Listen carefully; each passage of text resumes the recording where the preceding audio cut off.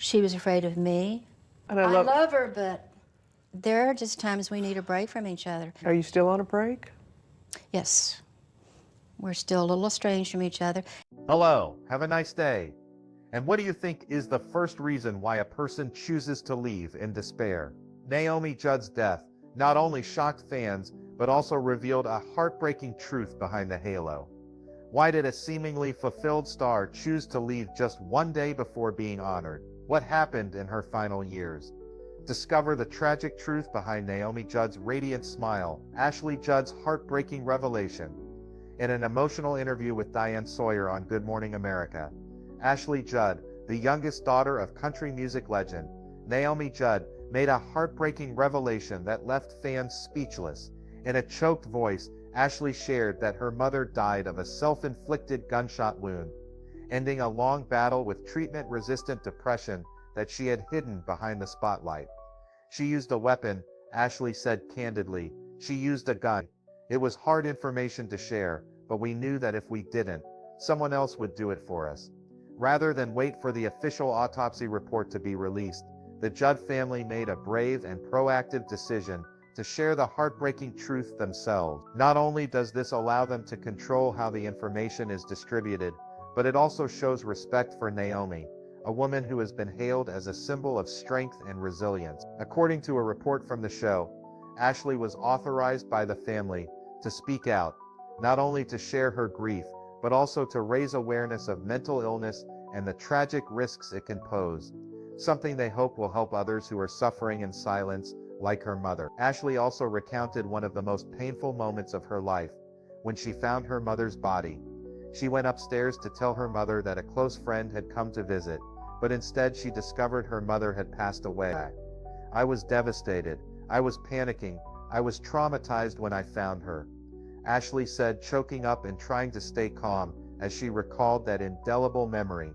In recent shares, Ashley has revealed more details about what happened that fateful day. She remembered her mother pacing the kitchen, saying over and over, "I don't want to be here." For the next half hour, Ashley held her mother tightly, trying to comfort her, saying to Naomi the most tender words, "It's okay, Mom. I've seen how much you've suffered." Those final moments were the last connection between mother and daughter, a moment both filled with love and heartbreak. When they first released a statement about Naomi's passing, Ashley and Naomi Judd said only that their mother had died due to mental illness. Their deliberate silence was not to hide the truth, but rather to protect the honor of their mother, a person who had spent her life battling inner demons that the outside world could not see. According to clinical psychologist Nathaniel Wade, this approach avoids blaming the victim, and instead focuses attention on the serious nature of the mental illness. Assigning the cause of death as active sometimes places blame on the victim, when in fact they were struggling with a serious illness that was not being adequately treated. Ashley Judd also made this clear in the interview. It's important to distinguish between the loved one and the illness. My mother was overwhelmed by her internal suffering. That was the enormity of what was going on inside her. Naomi Judd, who was once admired for her musical success with her daughter Winona in the Judds, has faced a lifelong battle with treatment-resistant depression, a type of depression that does not respond to conventional medication. Since 2011, she has been hospitalized multiple times for psychiatric treatment, including harsh treatments, including electroshock therapy. She once shared with the media that there were times when she went home and didn't get out of bed for 3 weeks. In particular, childhood trauma, left a lasting emotional wound.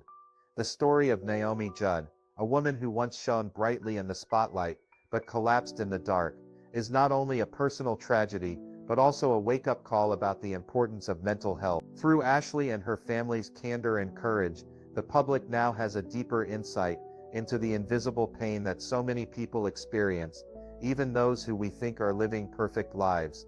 So what drove a talented, beloved woman like Naomi Judd to such depths of despair? The answer lies in the silent but fierce battle she had been fighting for years, a battle with treatment-resistant depression, a serious mental disorder that few people fully understand. The painful and persistent war.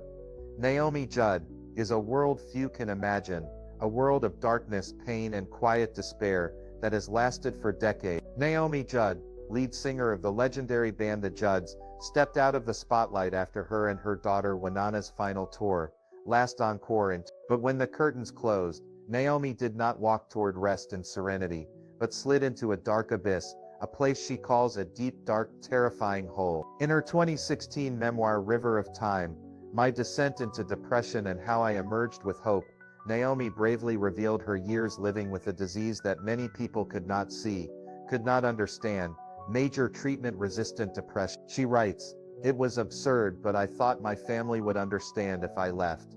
They would know how much pain I was in, and I believe they wanted me to be free of that pain." The thought of leaving haunted Naomi, but what ultimately held her back was her love for her family, and the imagined pain of someone she loved discovering her body. "I couldn't let anyone, especially Ashley or Winana, be the first to find me," she confided in an interview. Naomi's illness was more than just sadness. It was a severe depression that resisted most conventional treatments, causing severe panic attacks, psychosis, and a sense of being trapped in her own body. Naomi's treatment was years long, arduous, and painful. She experienced multiple hospitalizations in intensive psychiatric facilities, medication regimens that caused severe side effects, including hair loss, facial swelling, and physical exhaustion. 24 sessions of electroconvulsive therapy, ECT, a psychiatric treatment often used when other methods have failed. It was a month after the ECT sessions ended that I started to feel like I could stand up, Naomi recalls, but then I felt the darkness return. In her memoir, Naomi reveals that the roots of her mental illness lie in a traumatic past. At the age of 3, she experienced a horrific memory, and more importantly, the person who caused the pain was a family member. She grew up in a family full of secrets, where emotions were not expressed, and mental wounds were never healed. "I had to raise myself," Naomi says. "No one came to save me, so I had to learn to save myself." She admits to suffering from post-traumatic stress disorder, PTSD, the result of generational trauma that was never publicly acknowledged. Despite the fame, recognition, and millions of fans, Naomi is a child inside who has never been soothed. During their 33 years together, Naomi's husband, Larry Strickland, was not only her life partner, but also her primary caregiver, the keeper of the cliff on which Naomi lived. He was a silent and painful witness to the mental illness that slowly eroded his beloved wife. "I was with her 24/7 for more than 13 years. I never left the house without Naomi knowing where I was going and when I would be back," he recalls. Naomi's final months were a chaotic series of days. Therapy sessions were intense. Her health was declining. Her moods were up and down, and a sense of exhaustion pervaded their home. Strickland vividly remembers Naomi lying quietly, curled up under a blanket on the sofa, cut off from the world. He tried to care for her in small ways, encouraging her to eat something, trying to exercise, helping her remember to take her medication. But sometimes, he was worn down by the constant stress. "If I had known better what she was going through, I would have hugged her more, comforted her more, instead of just being tired and frustrated. I wish I had been more gentle." After Naomi's tragic death on April 30, 2022, just one day before she was inducted into the Country Music Hall of Fame, Strickland felt empty, but he found comfort elsewhere. Naomi's daughters, Ashley and Winana, "We needed each other to get through this," he said. "And it brought us closer together." Naomi Judd's story is not only a personal tragedy, but also a powerful reminder of how mental illness can silently take you away, even when you're still alive, even when you're loved, even when you're a symbol of hope to millions. Naomi has left a legacy, not only through her music, but also through her courage in sharing her truth, an act that many celebrities are still afraid to do. She is proof that mental illness knows no class, gender, or sex, and that understanding, compassion, and presence are the most valuable things we can offer to those who are suffering. As her partner and children faced an unfathomable loss, they chose to speak out, not only to honor Naomi, but to save others who suffer in silence. The family and experts are united in their call. We need to recognize mental health as a vital part of life, not something to be ashamed of or hidden. So when will the community truly understand and act before it's too late? Health awareness. Naomi Judd's family's decision to publicly explain her death was not only a courageous act of grief, but also a deliberate step towards sparking a much-needed national conversation about mental health. stigma and preventing poor outcomes. When Naomi's daughters released a statement about their mother's death, they chose to use thoughtful language. Rather than being evasive or vague, they named the cause mental illness. This move has been praised by many experts as a powerfully humane and educational approach. Calling it mental illness instead of focusing on the act of despair completely changes the perspective, says psychologist Nathaniel Wade. It shifts attention away from the final act and focuses on the underlying cause, an illness, not a weakness or a selfish choice. By saying so, the Judds not only respected the truth about the pain Naomi had faced for years, but also sent a powerful message. Depression and mental illness are not something to be hidden. They are real illnesses that need to be properly understood and treated promptly. In a subsequent press release, the family shared that Naomi had struggled with PTSD and bipolar disorder, diagnoses that are not uncommon among millions of Americans. By going public, they created a bridge between Naomi's story and the millions of others who struggle in silence. It was this connection that turned a personal loss into a collective cry. We are in the midst of a widespread mental health crisis, warns mental health expert Dr. Kimberly O'Brien. The only way to break the stigma is to break the silence. Statistics back up that warning.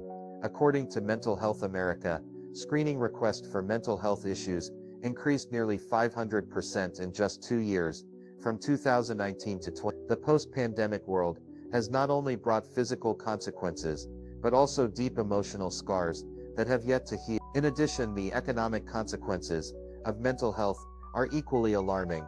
Mental disorders, from depression to anxiety, are estimated to cost nearly $1 trillion each year due to lost productivity, absenteeism, and prolonged absence from work. Throughout her career, Naomi Judd was not only a beloved artist, but also an active advocate for mental health awareness. She worked with the National Alliance on Mental Illness, NAMI, using her celebrity to break down stigmas and bring treatment information to the public. Since her death, her family has continued that legacy, committed to spreading the message that mental illness is real and should be treated like any other illness, more widely than ever before. Mental health professionals have also provided specific guidance for communities and families on how to recognize and support those who are struggling. Some important warning signs include frequent mention of death, feelings of hopelessness, withdrawal from relationships, a marked change in behavior, or even attempts at self-harm. In these situations, the most important thing is not to stay silent. Ask, listen, and take action. For those who are in a role of caregiver, companion, or simply a caring friend, self-care is also a must. It's like the rule on an airplane.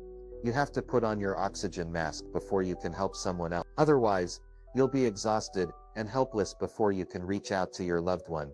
Additionally, resources are available 24/7. SAMETSA hotline, 1-800. Text help for you. Send to 435748 to connect with local services quickly and privately. The Judd family chose to channel their grief into action. The question is, are we as individuals, families, and as a society, ready to do the same? Please share your thoughts in the comments section below. We would love to hear from you. And don't forget to like the video and subscribe to the channel for more interesting updates. Thank you and see you in the next video.